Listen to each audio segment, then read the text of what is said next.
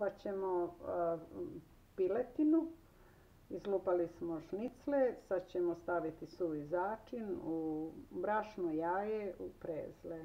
To je.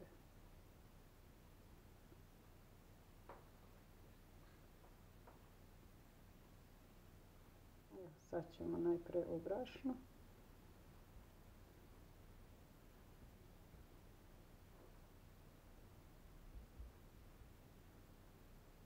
U jaja pa u prezle.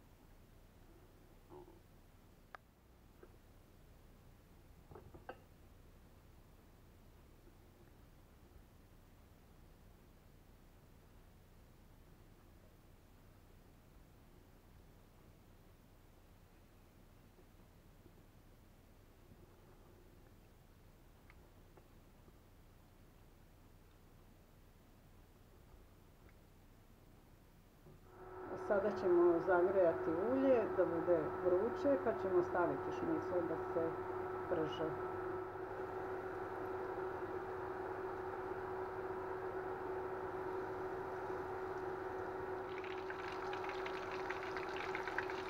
Bude tvrdo. Belo meso ne pržimo dugo jer bi bilo tvrdo.